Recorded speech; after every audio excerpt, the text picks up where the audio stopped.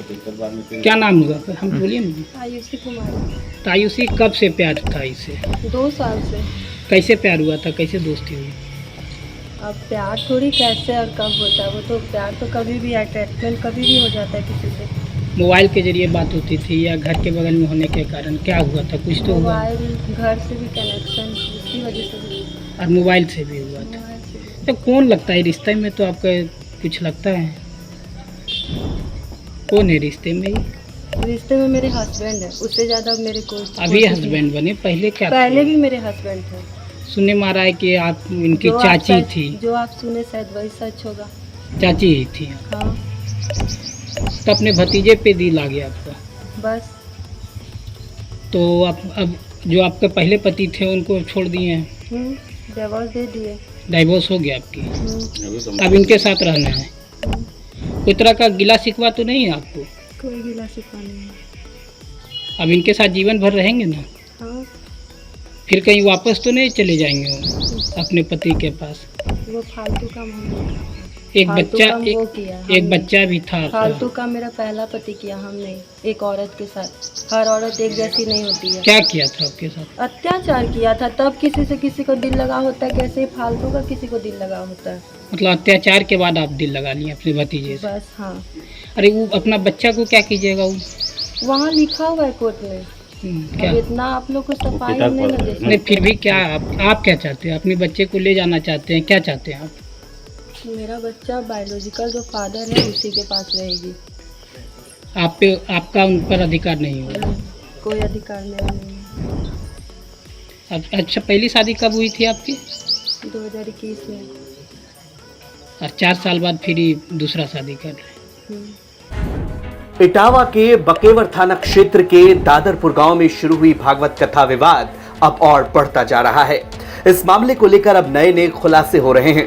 इस घटना के बाद जयप्रकाश तिवारी नाम के एक शख्स ने दावा किया कि कथावाचक मुकुट मणि यादव और उनके सहयोगी संत कुमार ने पहले उनकी पत्नी के साथ बदसलूकी की, जिसका जब उन्होंने विरोध किया तो दोनों कथावाचक ने कथित तौर पर उन्हें अखिलेश यादव के नाम पर धमकी दी और कहा कि मेरे सपा मुखिया अखिलेश यादव के साथ डायरेक्ट संबंध है, हम तुम्हें घर से उठवा लेंगे, जिस वजह से वो कुछ नहीं कर पाए। उन्होंने दावा किया कि उनके घर में छोटे छोटे बच्चे हैं और इसी वजह से वो किसी विवाद में नहीं पड़ना चाहते थे, इसलिए उन्होंने पुलिस में शिकायत न करने का फैसला किया।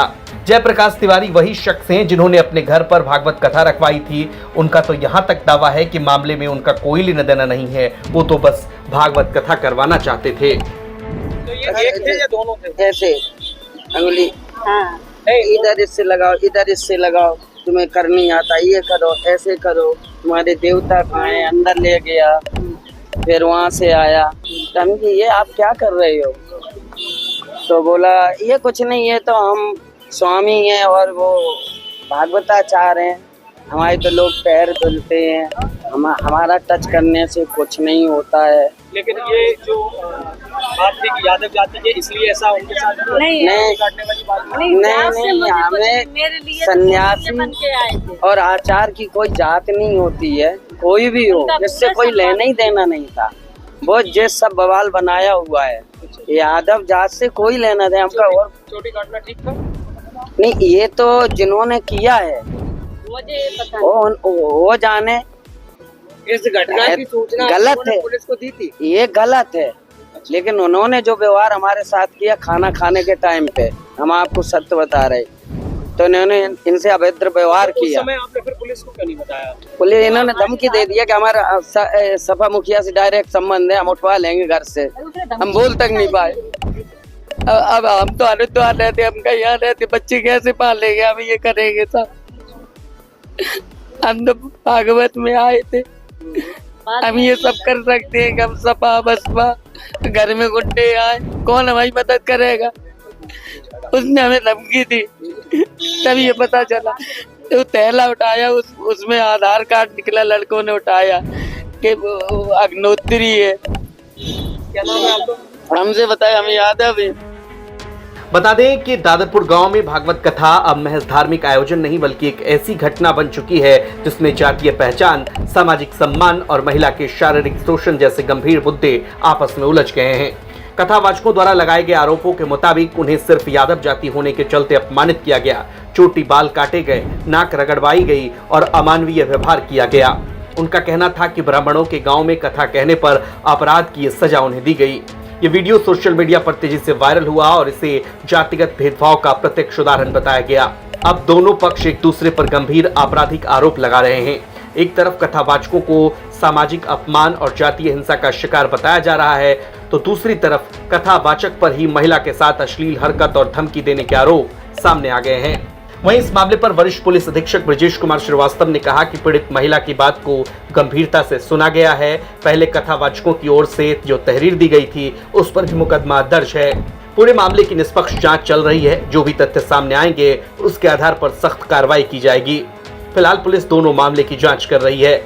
एक जो कथावाचकों ने दर्ज कराया और दूसरा जो महिला परीक्षित और उनके परिवार ने सामने रखा है।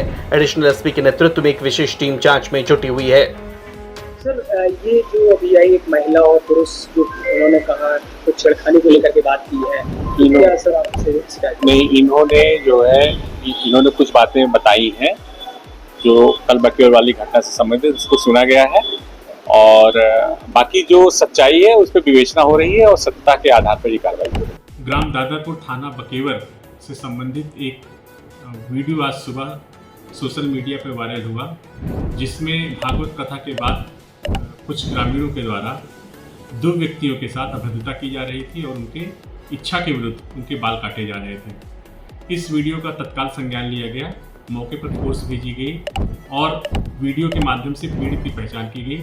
पीड़ित से प्राप्त तहरीर के आधार पर तत्काल थाना बकेवर पर सुसंगत धाराओं में अभियोग पंजीकृत करते हुए 4 आरोपियों को गिरफ्तार किया गया, जिसमें वह मुख्य आरोपी निक्की भी है जो वीडियो में बाल काटते हुए दिख रहा है। इन्हें जेल भेजा जाएगा और उनके विरुद्ध कड़ी विधिक कार्रवाई की जाएगी।